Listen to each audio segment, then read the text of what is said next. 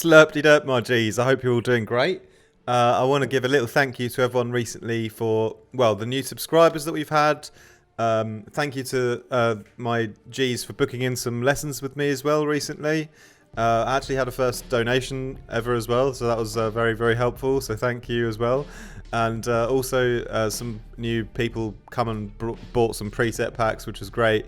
And just lots of new views and subscribers at the moment. So I'm really, really, really thankful to everyone. So thank you so much. I wanted to just do a really, really quick little couple of tips about sending a track to a label, because someone left a comment saying, I want to try this out. This was on my start loud, finish loud video, and he said, however, if you send your track to a label, they are going to ask for a minus 6 dB for mastering. Would you drop your master channel by 6 dB before exporting the pre-master? Yes. So when you're like doing this thing of starting loud and finishing loud, and clipping everything to 0, it's no problem to then, once you finish producing the track, to then just turn your output down by minus 6 or minus 4, whatever it is, and then bounce it out at that volume. So yeah, it's absolutely fine to produce your whole track up at 0 and then just do the final bring the final output after the clipper down. That's how I always do it. But some other tips with with sending stuff to labels, because obviously I've worked with a lot of record labels in the industry, and I've got my own record label now, and it's not always the case that the label will ask you to send a pre-master. For instance, in my case, a lot of the producers who send me tracks now, the track is already finished. It's already mastered by the producer themselves, because most good producers, when they've reached a professional level, will be able to just master the track themselves, or they'll have just produced the track, so it doesn't really need any mastering done. It's already at its full potential just within the door.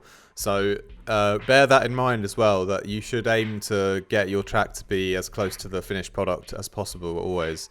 And there's another little thing that I can say for advice as well is if you're sending a track to a label, and you're thinking about whether to send them the pre-master first, or just or send them your best loudest version, I would always send the best and loudest version that you have first. I think you could also send 2 links, maybe one link for a streamable version on a private SoundCloud, for example, and one link to download, because sometimes downloading files can be a pain and you just want to quickly have a listen on a SoundCloud link, but it's good to have both options within the email. Every label has different ways that they want to receive music, via demo submission forms or via email or whatever. For me, I prefer email because it's easier to just open up an email on my desktop computer and quickly have a listen than it is to open up Instagram on my desktop and that kind of thing. So for me, emailing is better.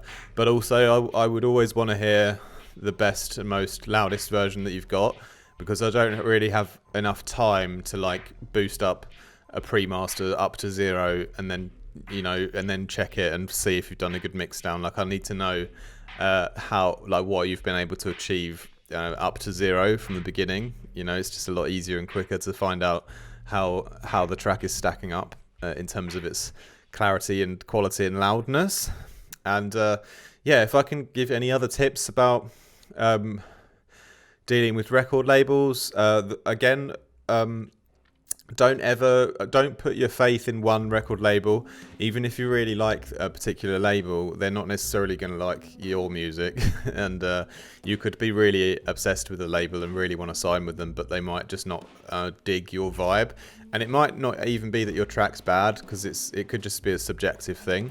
So just don't ever pin your hopes up so high with one particular label, because it is all subjective at the end of the day, and it should never lead you to be disheartened about your track, because that has happened to me once. Remember, everything that I'm telling you through this channel is stuff from first-hand personal experience, and I have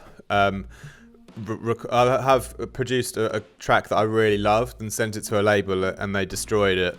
like they destroyed my hopes for it. They said it was just like no good and just terrible. And that song actually ended up becoming one of my most popular tracks when I self-released it later.